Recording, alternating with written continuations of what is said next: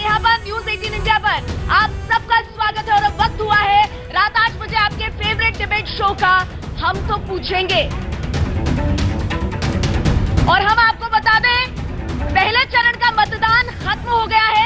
पहले चरण के मतदान के बाद सबकी नजरें अब बाकी के चरणों पे लगी हुई हैं। हर पार्टी के अपने अपने दावे, लेकिन आज हम मौजूद हैं गुजरात में।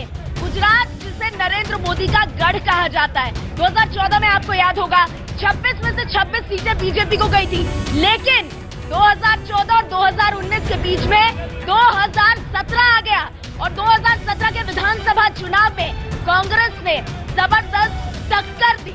अब सवाल ये है कि गुजरात 2019 में किसके पक्ष में जाएगा? क्या कहता है गुजरात की जनता का मूड? आज यहाँ जनता हमारे साथ मौजूद, उनके तीखे सवाल होंगे मेहमानों से जिनसे हम परिचय कराएंगे। लेकिन उससे पहले गुजरात के सियासी घटनाक्रम को समझने के लिए देखिए ये रिपोर्ट।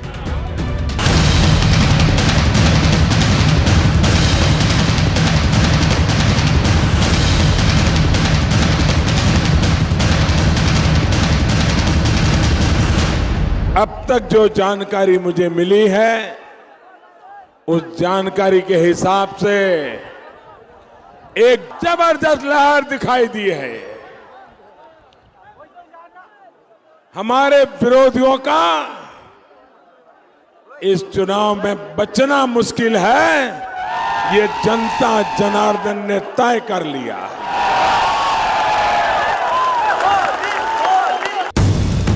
हम तो पूछेंगे में बड़ी बहस, मोदी लहर जारी या कांग्रेस पड़ेगी भारी।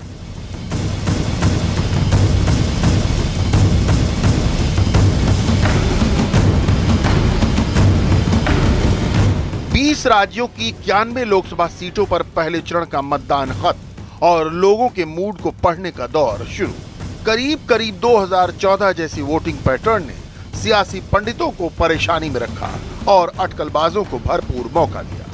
2014 के जनादेश से सत्ता के शिखर पर पहुंचने वाली बीजेपी ने इसे मोदी लहर बताने में देरी नहीं की। अगले दिन खुद मोदी इसी भरोसे को मंच से बांटते दिखे। 23 मई को फिर से मोदी सरकार बनना देश की जनता ने तय कर लिया है। 3 तलाक पर बने कानून को संसद से पास कराने की कोशिश और तेज की जाएगी। कांग्रेस, AIUDF और उसके सहयोगी दलों की महामिलावट कितनी भी कोशिश कर लें, बेटियों को इंसाफ मिल करके रहेगा। ये मोदी का भरोसा है या चुनावी पैंतरा, वक्त बताएगा। लेकिन कश्मीर से तेलंगाना तक बटन की आवाज में कांग्रेस बदलाव की आहट सुन रही है। नरेंद्र मोदी जी इस उम्मीद में रह सकते हैं कि किसी तरीके का वेव चल रहा है और वो भी उनकी तरफ का चल रहा है, पर देश जिस तरीके से वोट करने बाहरी संख्या में बाहर आया है, हमने जम्मू और कश्मीर में भी देख रहे हैं, हम बाकी सारे राज्यों में भी देख रहे हैं, उत्तर प्रदेश में खास करके देखा जा रहा है। उससे स्पष्ट हो रहा है कि this is going to be a vote for change, बदलाव का वोट होने वाला है और उनकी सरकार सत्ता से बाहर जाने वाली है। अब उनका ओवर कॉन्फिडेंस भी उनकी डूबती हुई नैया को नहीं बचा पाएगा। कांग्रेस और बीजेपी के दावे अपनी जगह और विपक्ष के कुछ दलों की खींच अपनी जगह। पश्चिमी उत्तर प्रदेश के जिन 8 सीटों पर पूरे देश की नजर थी, जब वहां मतदान खत्म हुआ तो मायावती के ट्वीट से अलग तरह की कयासबाजी शुरू हो गई। मायावती ने लिखा, सत्ताधारी बीजेपी को इस लोकसभा चुनाव में आम जनता द्वारा बुरी तरह से नकारे जाने का ही परिणाम है कि अब बीजेपी वोट से नहीं बल्कि नोटों से, ईवीएम की धांधली से, पुलिस प्रशासन तंत्र के दुरुपयोग से, ईवीएम में चुनाव कर्मचारियों से ही बटन दबवाकर आदि धांधलियों से चुनाव जीतना चाहती है। जो वहाँ पर अधिकारी लोग हैं वो ठीक से चुनाव संपन्न नहीं करा रहे हैं। हमने ये भी देखा है कि कहीं कहीं ईवीएम की घटनाएं, कहीं कहीं हस्तक्षेप कर रहे हैं भारतीय जनता पार्टी के लोग जाके चुनाव की प्रक्रिया में। इससे लोकतंत्र को कमजोर करने की कोशिश हो रही है। लोग तो शुरू से भूमिका बना रहे हैं। अभी चुनाव के रिजल्ट तो अभी बाद में आने वाले हैं। बलि का बकरा किसको बनाया जाए, तो ईवीएम के खिलाफ जो है अभी से भूमिका बनना शुरू हो गई है। इतनी बेशर्मी के साथ कोई नेता झूठ बोलेगा, राहुल गांधी जी उसका जीता जागता उदाहरण है। बहरहाल दावों के इस दौर ने लोकसभा चुनाव के बाकी चरणों को और दिलचस्प बना दिया। जिस तरीके से माहौल बनाया गया और पूरा कैंपेन भारतीय जनता पार्टी का रहा है, वो वही 2004 की याद दिलाता है, जहां पे इंडिया शाइनिंग का कैंपेन चला था। I'm happy to say that the voter turnout is very encouraging. Mahol is very encouraging. Energetically, voters are turning up to cast their vote in spite of the heat. इसलिए हम तो पूछेंगे, मोदी लहर जारी या कांग्रेस पड़ेगी भारी।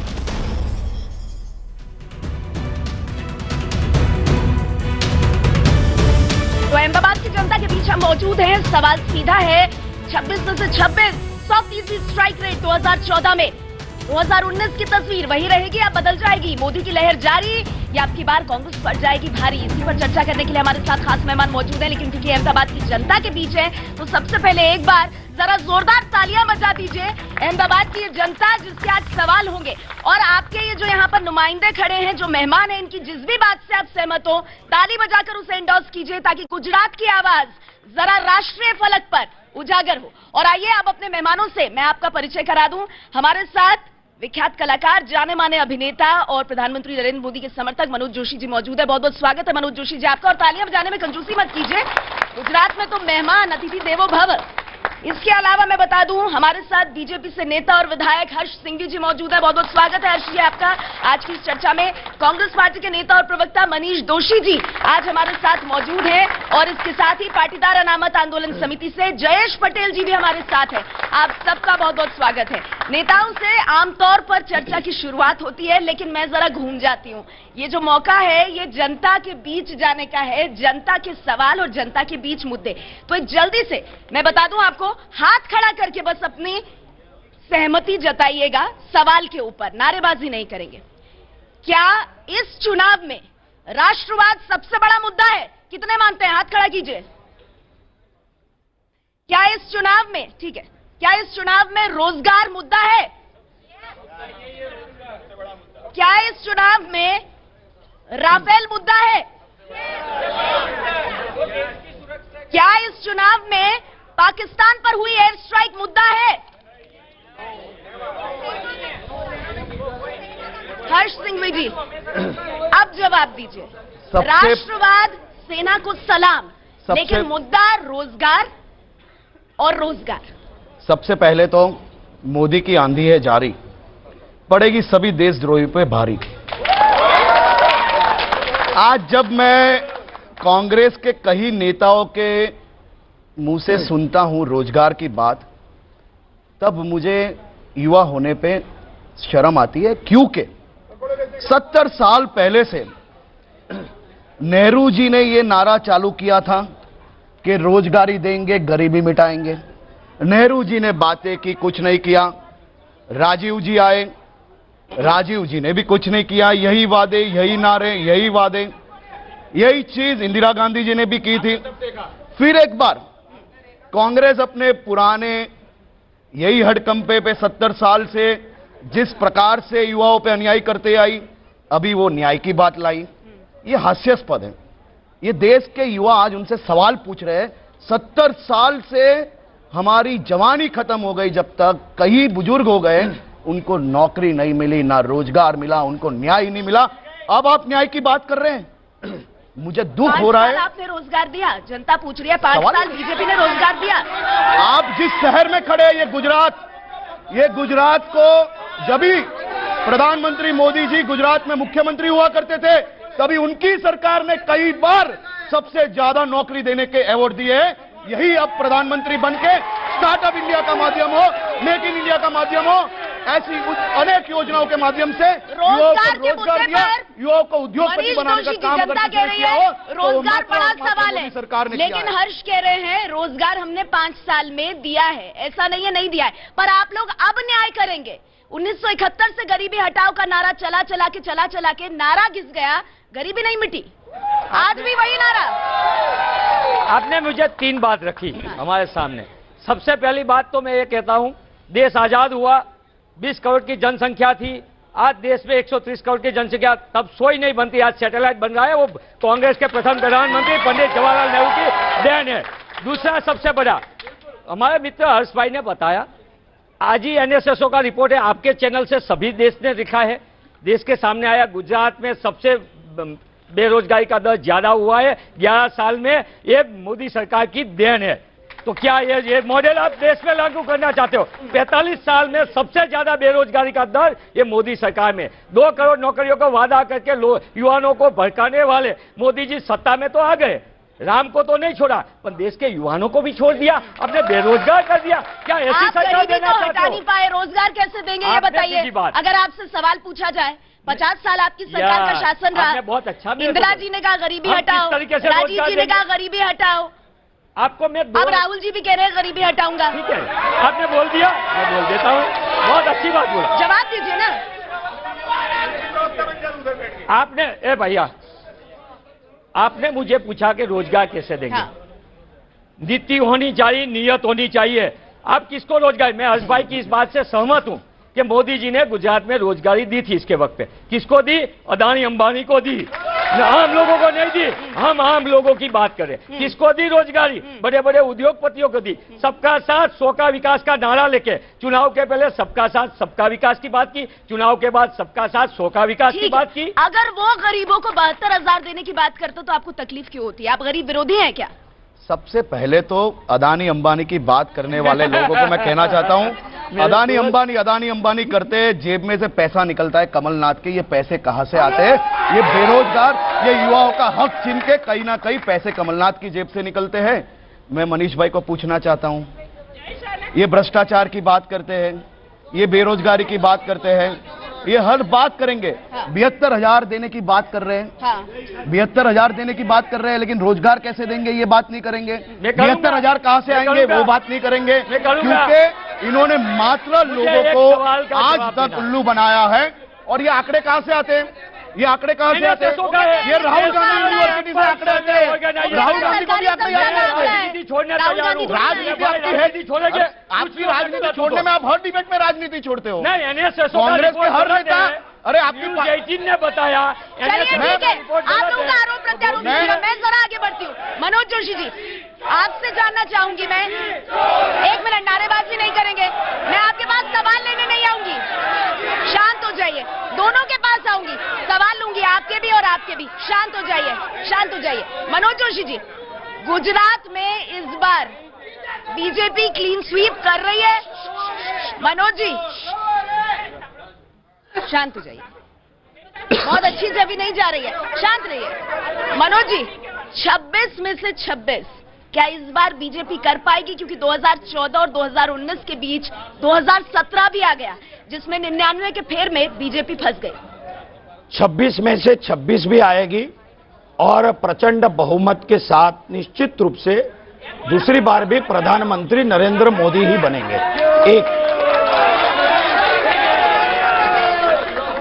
मैं एक केवल जो बेरोजगारी की बात थी उस पर एक टिप्पणी करना चाहता हूं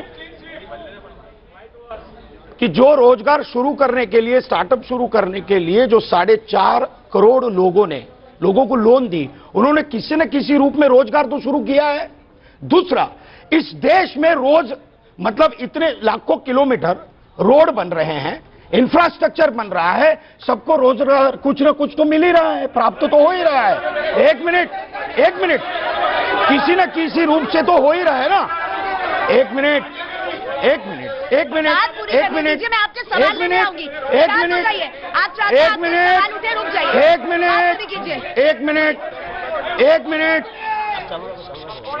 दूसरी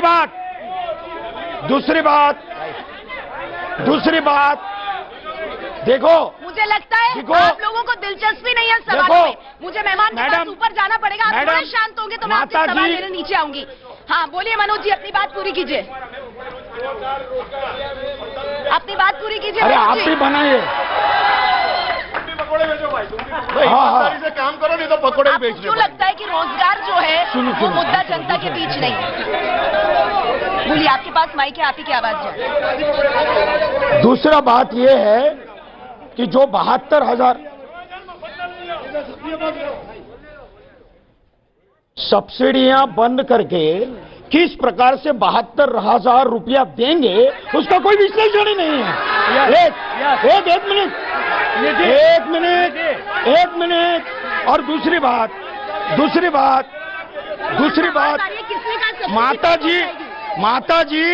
माता जी जीजाजी और पौत स्वयं बेल पे है। हाँ, बेल पे है और अब सत्य हत्या नहीं है, इसलिए ये सब नाटक है। ठीक है, जल्दी से इसका जवाब दीजिए।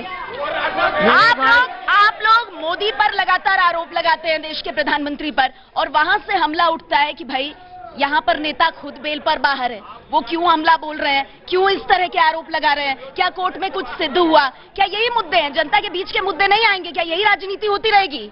इस देश में कांग्रेस पक्ष के राष्ट्रीय अध्यक्ष सम्मानीय राहुल गांधी ने मुद्दा आधारित राजनीति की, भाजपा ने मुद्दा भटकाने की कोशिश की।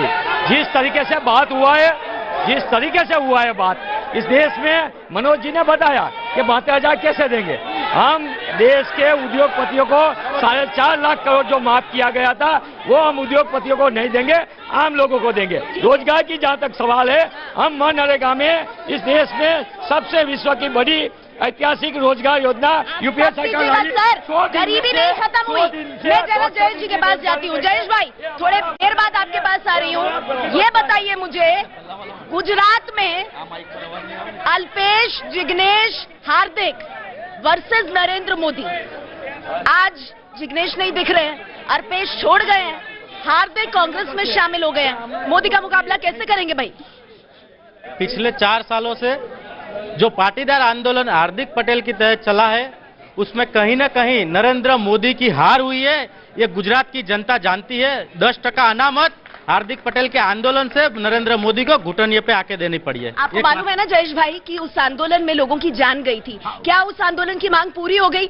लेकिन हार्दिक जी तो नेता बन गए, क्या इसीलिए वो आंदोलन में आए थे? बता रहा हूँ, आप समझ दोगे तो मैं बताऊंगा ना। मैं वही बता रहा हूँ, 14 पाटीदार युवाओं की हत्या किसने की, वो गोलीबारी का ऑर्डर किसने दिया, वो आज तक सवाल जनता पूछ रही है। पहली बात है। और एक बात मैं ये स्टेज से साफ बोलना चाहता हूँ कि गुजरात में अमित शाह के ऑर्डर से पाटीदार युवाओं की हत्या हुई है। ये वास्तविकता है, ये वास्तविकता है। मेरे सवाल का जवाब नहीं देंगे आप। कांग्रेस में क्यों गए? अगली बार आऊं तो सोचकर बताइएगा। 3 चेहरे, हार्दिक, अल्पेश, जिग्नेश, तीनों चेहरे आज हमें नहीं दिख रहे। हार्दिक पटेल कांग्रेस में चले गए, जिग्नेश मेवानी गुजरात में दिखते नहीं है, और अल्पेश ठाकुर कांग्रेस छोड़ गए। सबसे पहले तो ये राजनीतिक आरोप है, क्योंकि यहाँ पे जो मंच पे जो युवा पाटीदार अनामत आंदोलन समाज के नाम से जो अपने बीच में आए, वो अभी समाज के नेतृत्व में नहीं है, वो कांग्रेस के नेतृत्व में आजकल काम कर रहे हैं। अगर समाज सवाल पूछेगा, हम समाज के बीच में जा रहे हैं, समाज हमारा भूतपूर्व स्वागत भी कर रहा है, और अद्भुत तरीके से फिर एक बार हम लोग भारतीय जनता पार्टी की 26 की 26 बैठक यहाँ पे लाएंगे। लेकिन कांग्रेस के एजेंटों को जवाब देना मैं सही नहीं मानता।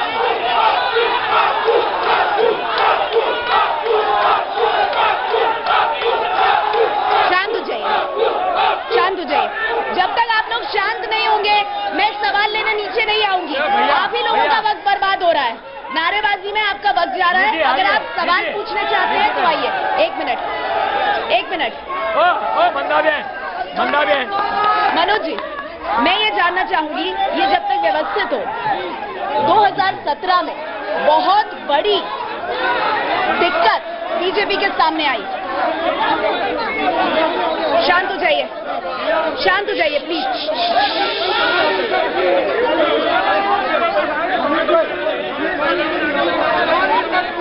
एक मिनट।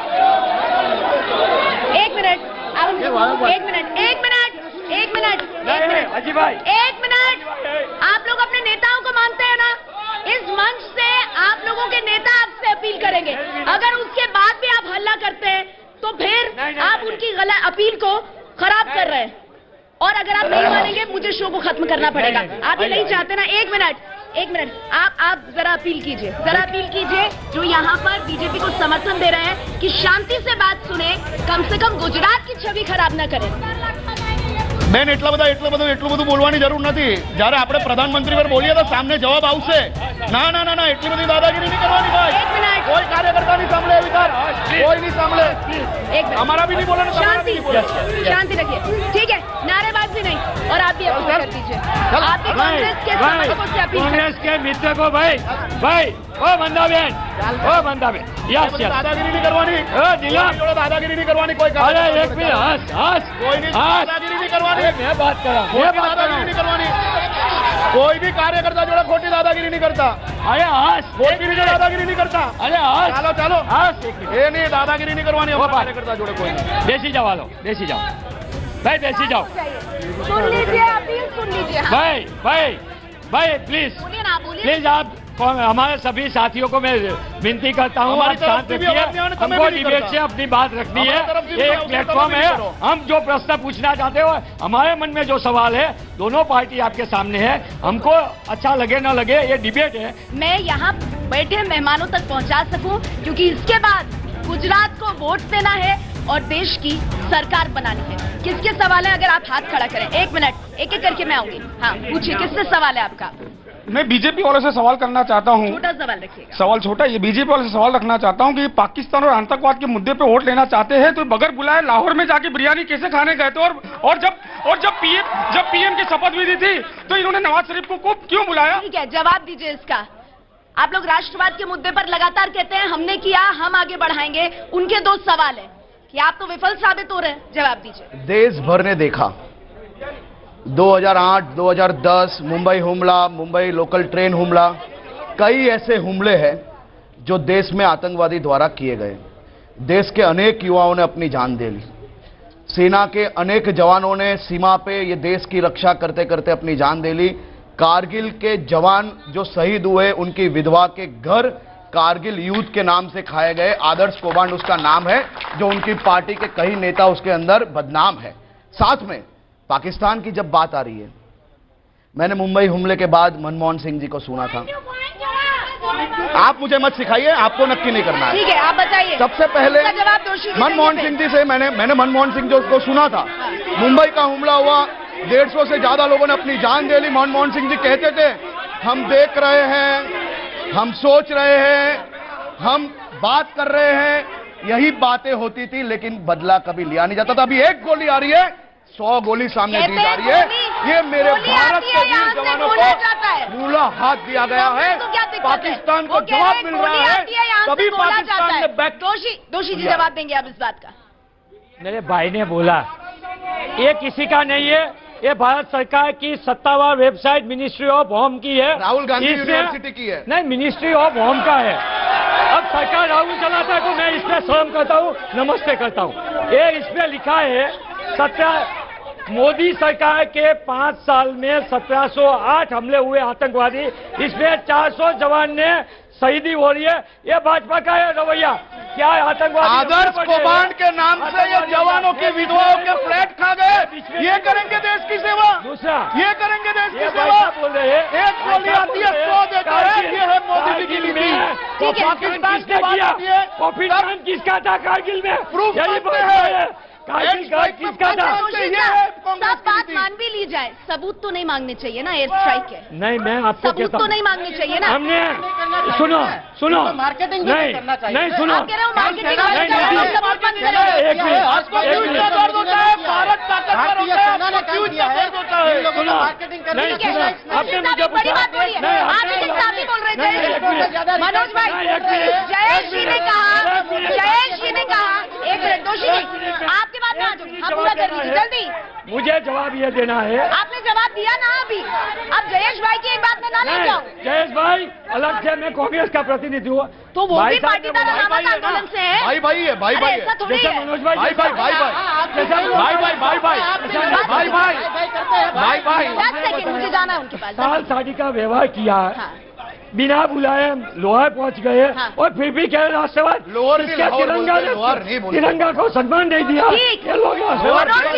यहाँ से बात उठ रही है कि अगर मार्केटिंग होगी, अगर सेना जाकर शौर्य करेगी और वोट सरकार मांगेगी, तो फिर क्यों राजनीति, राष्ट्रवाद पर राजनीति क्यों? आप कैसे जवाब देंगे इसका?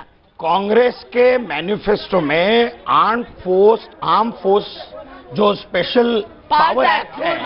एक मिनट प्लीज सुनिए, पहले प्लीज सुनिए, आपके नेता पहले सुनिए, अभी सुनिए।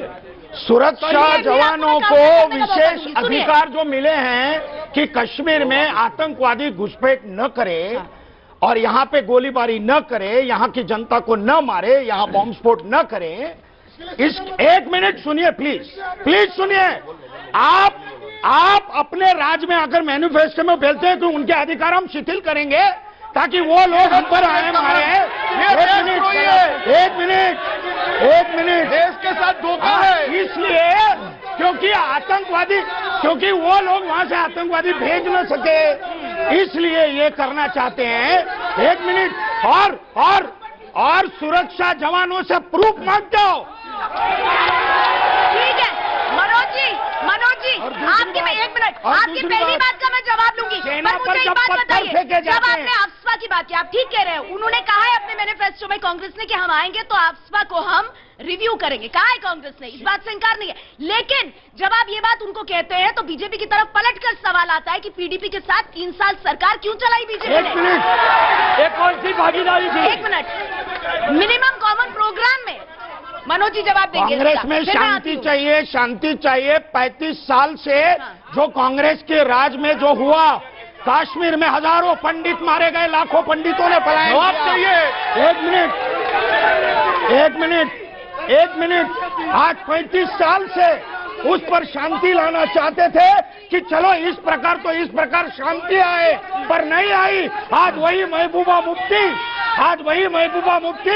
भारत बारूद के गोले पे खड़ा है, ऐसी अलगाववादी भाषा करती है और वो कांग्रेस के साथ है। ठीक है दोषी साहब, आप मेरे सवाल का देखिए, मनोज जी ने मेरे सवाल का जवाब दिया, आप भी देंगे। आप मुझे ये बताइए, arm forces special powers act को रिव्यू करने की बात आपने अपने मैनिफेस्टो में कही, उस पर डिबेट हो रहा है। मुझे ये बताइए, आपको मालूम है किसने ये बात कही थी? और इससे कोई गुजराती क्या कोई देशवासी अग्री नहीं करेगा। जब किसी ने ये कहा, बात तो सुन लीजिए, किसी नेता ने ये कहा पार्टी के, और एक नहीं 2 पार्टियों के, कि गुजरात से कौन शहीद हुआ बताओ। आपको ध्यान है किसने कहा ये? गुजरात से कौन शहीद हुआ बताओ। ये पूरे देश के लिए शर्म की बात है। गुजरात के लिए क्या इस तरह की कोई बात कह सकता है? किसने कहा आपको मालूम है दोषी साहब? आपको मैं बता दूं, अखिलेश यादव ने कहा, समाजवादी पार्टी के, आरजेडी ने कहा। अखिलेश हमारा भागीदार है। नहीं, पर आपके साथी है ना? नहीं दोषी साहब, ये लोग आपके साथी क्यों है? आरजेडी आपके साथी क्यों है? ये साथी है, बिहार में नहीं है। आप मुझे बिहार में नहीं है। अखिलेश हमारा साथीदार है। देखिए, जिस समय बयान दिया था आपके साथ ही हमारा साथीदार है। हाँ, क्या बात कर रहे हो आप? जब ये बयान दिया था आपके साथी थे यूपी में दोषी साहब, आप चेक कीजिए। अरे मैं तो कह रही हूँ, आपको कहना चाहिए गलत कहा उन्होंने, आप क्यों नहीं मान रहे? एक मिनट जवाब दीजिए दोषी साहब, आप मानते हैं ना दोषी जी, आप मानते हैं ना दोषी जी कि इस तरह की बयानबाजी गलत है? ये कोई भी करे ये गलत है, ऐसी बात नहीं करनी चाहिए ना। मैं जवाब देता हूँ। हाँ बोलिए। आपने मुझे पूछा कि ये किसने सवाल पूछा, हमने कहा कि सैन्य के शौर्य को हम सलाम करते हैं। सरकार को जवाब पूछना गलत नहीं है, हमने सरकार को प्रश्न पूछा है, सैन्य को नहीं, सैन्य को हम सलाम करते हैं। दूसरी बात, सैफुद्दीन करके जो आतंकवादी थे, इसने तो भाजपा को टिकट दिया है, तो क्यों ऐसी बात? ये कौन सा रवैया? महबूबा के साथ सत्ता में भागीदारी, तब सब अच्छा, राष्ट्रवाद कोई अलग हुआ तो देश में देशद्रोह, ये कौन सा है? पर मैंने ये भी पूछा कि गुजरात से कौन शहीद हुआ, क्या ये सही है कहना? दोषी साहब, गुजरात से कौन शहीद हुआ, ये कहना गलत है ना? मैं कहता हूँ, जिम्मेदारी के साथ कहता हूँ, ये गलत है, ये गलत है। मैं कहना चाहता हूँ, मैं स्वीकार करता हूँ। आप इतने सीजन्ड पॉलिटिशियन हैं, एक बार बताइए, उमर अब्दुल्ला कहते हैं कश्मीर को देश को 2 प्रधानमंत्री चाहिए, गलत कहते हैं ना वो? नहीं, वो गलत है, गलत है ना? के साथ कहता हूँ। तो फिर कांग्रेस और एनसी साथ क्यों है? ऐसी पार्टी कांग्रेस के साथ क्या कर रही है? क्या आतंकवादी को टिकट देना सही है भाजपा का? बताइए, जवाब दीजिए। राष्ट्रवाद है, वहाँ पत्थर मारेंगे तो आपके दामन पर भी छींटे आएंगे, वो गिना रहे हैं आपकी भी बातें। ठीक है, अब वो जवाब देंगे, हर्ष जवाब देंगे इसका, हर्षी जवाब दीजिए। सबसे पहले तो कांग्रेस और देश हित की कोई बात, सीधा जवाब सबसे पहले मैं कांग्रेस को पूछना चाहता हूं, सीधा जवाब, ये कहना चाहता हूं, जो एक देश में 2 प्रधानमंत्री की मांग करते उनके साथीदार कांग्रेस है, जो ये देश के टुकड़े टुकड़े करने वाली गैंग है वो उनके मैनिफेस्टो बनाते हैं, जो ये देश के अंदर कहीं ना कहीं मसूद अजहर जी बोलने वाले उनके नेता है, उनके हित में पाकिस्तान पर कहीं ना कहीं जब भारतीय जनता पार्टी की सरकार की बात आती है तो पाकिस्तान में मातम क्यों छाता है, जब कांग्रेस के सरकार की बात आती है तो पाकिस्तान में पार्टियां क्यों बनाई जाती है, ये देश पूरा जानता है। साथ में बात उन्होंने आतंकवाद की, नहीं देखिए ना, अब तो एक नई बात इन्होंने आतंकवाद की बात इमरान खान कह रहे हैं मोदी इन्होंने जी को फिर आतंकवाद आना की चाहिए बात की। शासन में। कांग्रेस के इमरान खान क्यों कह रहे हैं? कांग्रेस की आतंकवाद की बात, कांग्रेस की बात ये अच्छी नहीं लगती, क्योंकि कहीं ना कहीं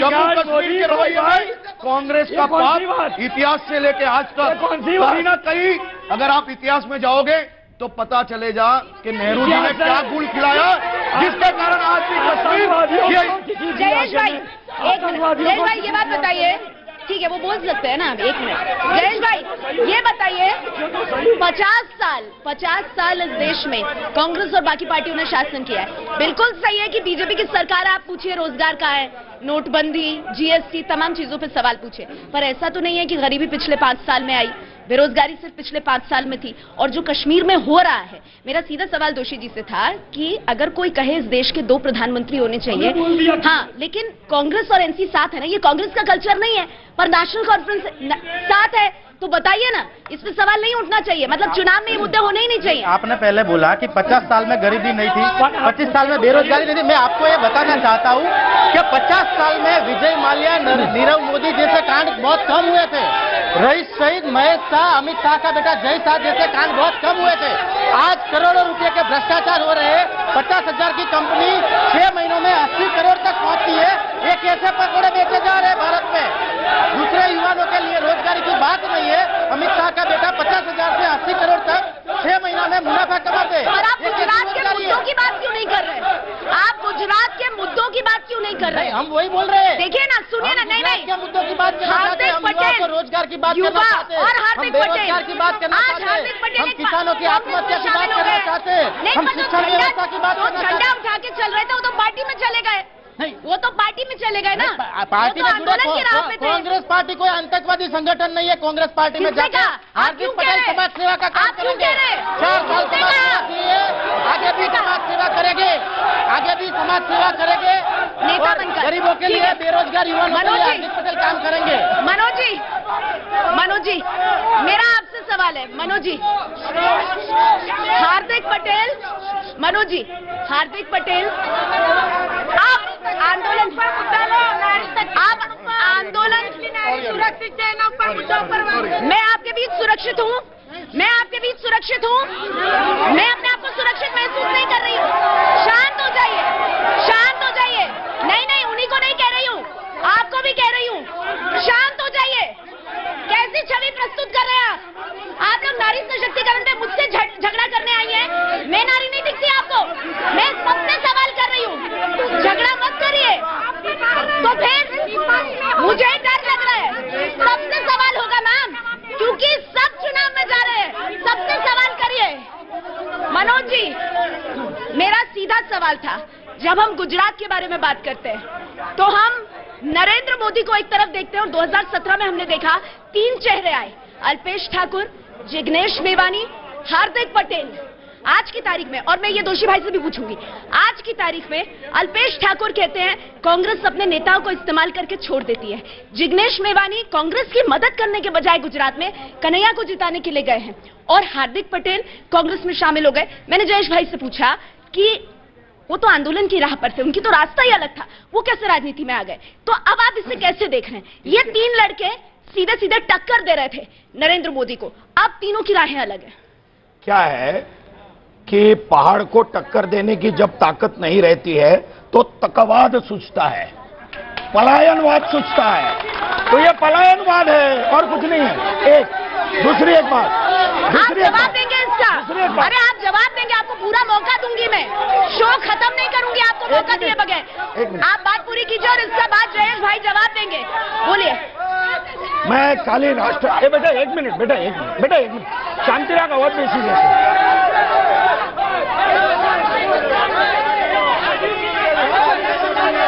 सरदार पटेल 1 मिनट भाई सांभल भाई। सरदार पटेल कश्मीर इशू हल कर रहे थे। कश्मीर इशू नेहरू ने उनसे क्यों छीना कश्मीर इशू? आज जो कश्मीर की हालत है वो पटेल के साथ भी इतना दुर्व्यवहार किया। क्यों किया? ठीक है, कांग्रेस से सवाल होगा, लेकिन जयेश भाई अब आप जवाब दीजिए। मनोज जी ने कहा ये पलायन की नीति है, टक्कर देने आए थे नरेंद्र मोदी को, तीनों के रास्ते अलग अलग। जवाब दीजिए जयेश भाई। हमारी कोई टक्कर देने की बात नहीं थी, हमारी बात पाटीदार समाज को अनामत देने की थी। भाजपा की बात ऐसे आवाज उठाने वाले लोगों का आवाज दबाने की नीति पहले से रही है। और मनोज भाई को गुजरात की वास्तविक परिस्थिति पता नहीं है और आज यहाँ पे बोलने आए, लेकिन मैं बात करना चाहता हूँ कि गुजरात के करोड़ों पाटीदार युवाओं और बेरोजगार युवाओं की परिस्थिति काफी खराब है। भाजपा सरकार मात्र मूढ़ीपति की सरकार है, उद्योगपति की सरकार है। वो युवाओं के पीछे देखने की वजह मूढ़ीपतियों के आगे उसका उद्योग बढ़ाने का देख रही है। मेरा वही सवाल था जयेश भाई कि हार्दिक पटेल बदलाव ला सकते थे, पर अब वो भी एक पार्टी का हिस्सा हो गए, चुनाव भी नहीं लड़ रहे। ठीक है, देखिए रोजगार, नोटबंदी, राफेल, किसान के साथ बने हुए हैं गुजरात की धरती, वो धरती जिसने 2014 में 26 की 26 सीटें बीजेपी को दे दी। फिर 2017 आया, उसमें 99 के फेर में बीजेपी फंस गई, कांग्रेस ने टक्कर दी। अब 2019 है, क्या 2014 वाली कहानी दोहराई जाएगी या इस बार खेल बदल सकता है? जनता के बीच से हम मौजूद हैं, लगातार हमारे साथ खास मेहमान हैं, आइए उनके साथ चर्चा को आगे बढ़ाते हैं। मेरी एक कोशिश रहेगी, आप सबके हाथों में हाँ और ना का एक ऑप्शन दिया हुआ है, यस या नो।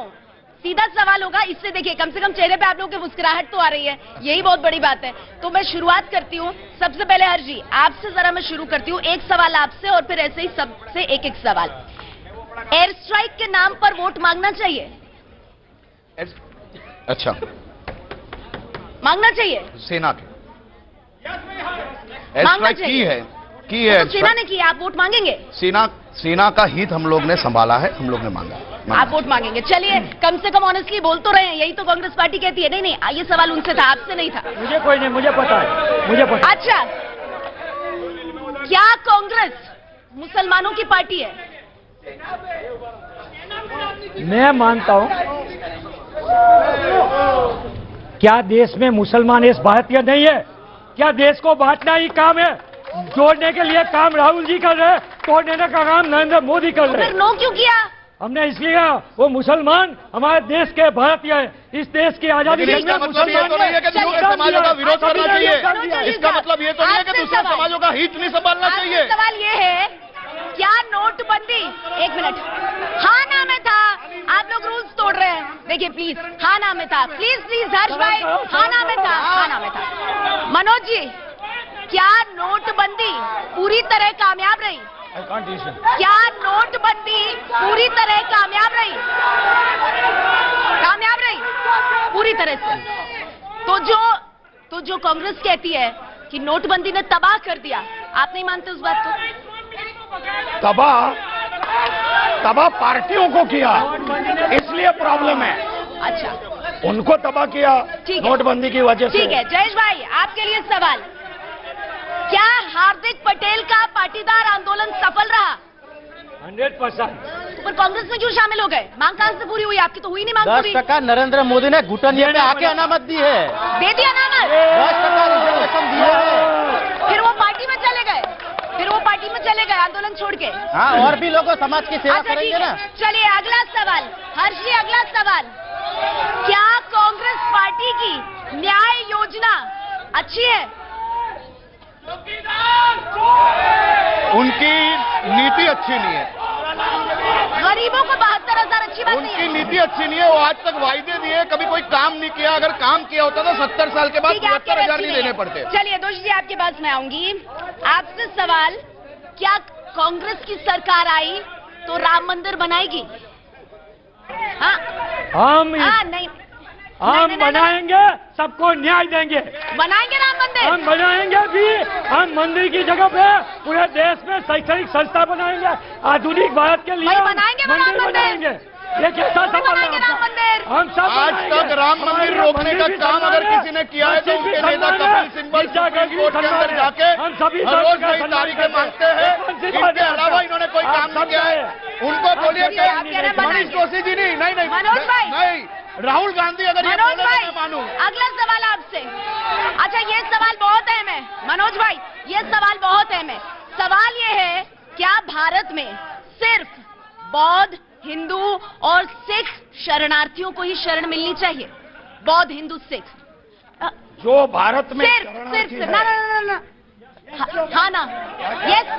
क्या भारत में सिर्फ हिंदू, सिख, बौद्ध शरणार्थियों को ही जगह मिलनी चाहिए? शरणार्थियों को जगह मिलनी चाहिए, शरणार्थियों को, सबको ना, शरणार्थियों को। मुस्लिम को क्यों नहीं आने देते? अच्छा ठीक है, चलिए आगे बढ़ती हूँ। जयेश भाई, आपके लिए सवाल अगला। क्या कांग्रेस को पाटीदार आरक्षण के मुद्दे को घोषणा पत्र में शामिल नहीं करना चाहिए था? 2017 में 2017 में थे, 2017 में किया भी था और अभी आरक्षण मिला है 10। मांग कीजिए ना, हार्दिक पटेल को मांग करनी चाहिए ना, तो हद की बात है। अभी काफी अच्छी मांग हमारी शुरू है, अभी शुरू है, ज्वाइन कर गए। आरक्षण 10% दिया है, जो शहीद परिवारों को न्याय का मामला है, शहीद परिवारों को जो गोलियां का जो ऑर्डर दिया है अमित शाह ने, उसकी सब मांगे हैं। चलिए हर्ष भाई, ये आखिरी सवाल है आपके लिए। क्या रोजगार चुनावी मुद्दा होना चाहिए? रोजगार,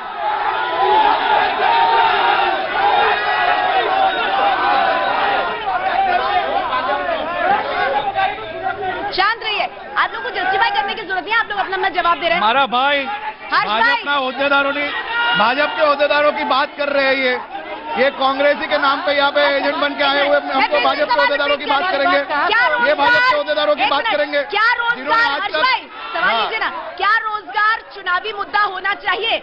सबसे पहले तो इसी में सबसे पहले हम रोजगार दे रहे हैं। हमने 5 सालों में रोजगार भी दिया है, नीति से काम भी कर रहे हैं। क्यों? ये देश का युवा कोई बेरोजगार नहीं है, ये देश का युवा खुद के दम पे खड़ा होकर रोजगार पाएगा। सरकार की नीति अच्छी है, इसके लिए मुद्दा क्यों होना चाहिए? ये मेरा हक है, मैं युवा हूँ, मेरा हक है रोजगार पाना।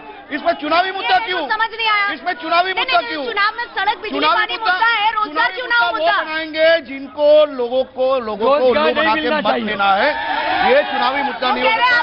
रोजगार नहीं मिलना चाहिए। 70 साल से रोजगार का मुद्दा किसका था? इनका मुद्दा था या नहीं? इनका चुनावी मुद्दा था या 70 साल से? इन्होंने दिया रोजगार। समझ गए, वो भी समझ गए, जनता भी समझ गई। अब मैं आपके पास आती हूँ, आखिरी सवाल है आपसे। सवाल है,